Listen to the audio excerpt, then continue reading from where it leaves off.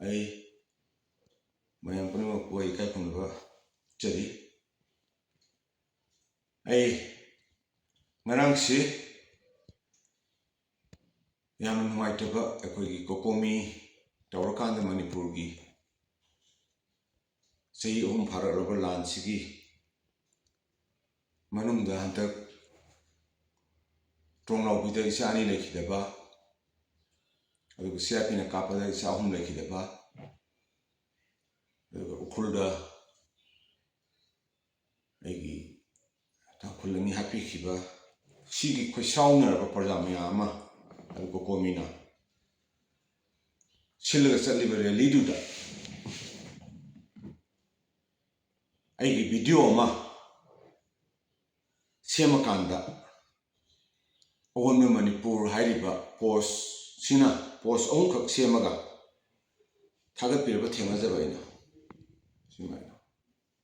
post onkhak semaga thagataba thengajaba maramdi ai isamaka kokomi gana silga ngarangi ihausi sangsanbani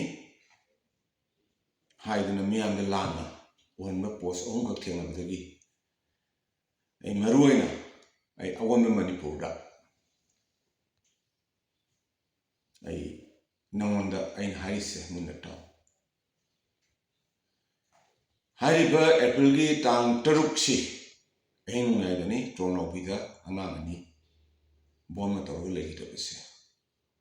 ahingina akoi khangde ai nungtige ayukse isana basali lanfen officer club ta nungtige akoi entry tawgi rasa lebani aduda chalu yengbiu aigi soi leibo leitabra ai present oibro oidabra hai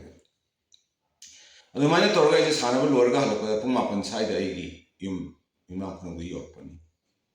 halapa kanda akoi khunamo kendra gi oina sinan BBF na torga kanda hai ba ngang ani legidaba sigi amasia pina kap legidaba sigi matang da akoi chogure li ma satkani na tormbadagi ai lekai gi halaman sing club singna publicity la padagi ai tangai phadana ai lekai moina thoka da numitu tang 3 April gi sei akoi pangai bo release apani khundrapham kendra BBF na silakanta hai ba tang 3 ki release the chali video marang tang kunmunga da ai amadi kokomi na silakanta even ai yamba hanan XM of the putho kanda hai ba Awonba Manipur nangna miyamda lan uhannaba honar ko da madu kwai da lairo thibani aduna aina namada haining ase numi tarene gi manungda ngana karimba sengdorda batarba Awonba Manipur nangi matakta ina legal action lawbani adu makhatana mi ma nana blame tawdringaida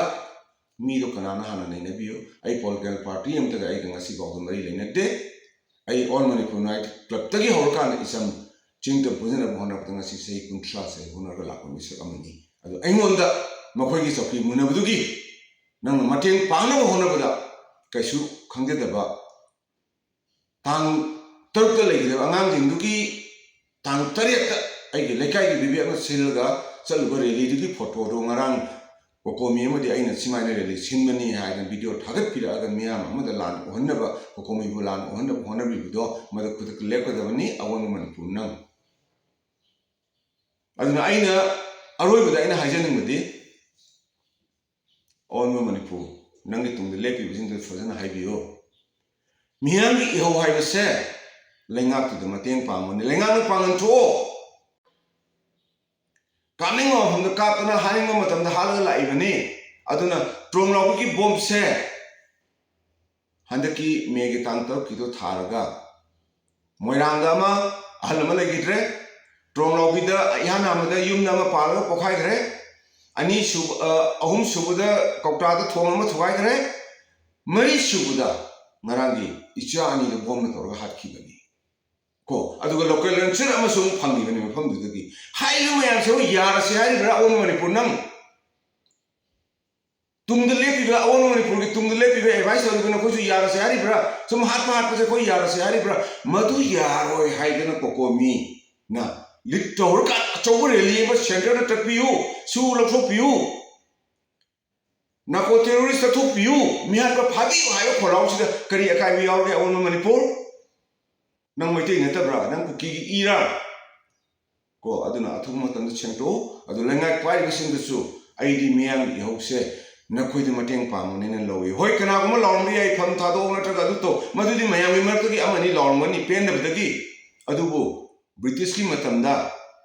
aigi parjana yatre hagan British officer manga ka ki ko maduna Manipur se British na masa khangi bani ko adu mai to dun ngasi nangi parjana yana ko komini litter ga hore bi hokse aigi parjana yatre su lo thok to di ya roi terrorism se ta thok to bi ya roi makoi de khulai lokhat to bi ya roi haidana nakoi gi pangal tho haibi da nakoi gi dam thol ko miyam bi nakoi na tiaga skapa nakoi na loksan ba adu Awonba Manipur nangna bazaman nang tim thadu erga ngara maksida akoi maitei masengi marka hana na basengi bise mase kwari gi lai thibini mari manung da victim hoina bo hona base Awonba Manipur nangna ai amasu amani adu ai family adu na ai Loiselakpuda 7 days aina namana matam piri adu matungda ai legally nang matungda action lakani pai lenga sinasu mayam na hore bi hokse aran mani mini insin mani hadan lobi gano fibam ni yaraktab dagi hokiba iran ni machine hena lenga ta mateng moi gedori bani ai proyas ni yadre haidana center khong thinbiu haidana ta sangsel honi masi kobi gano lenga amadi Awonba Manipur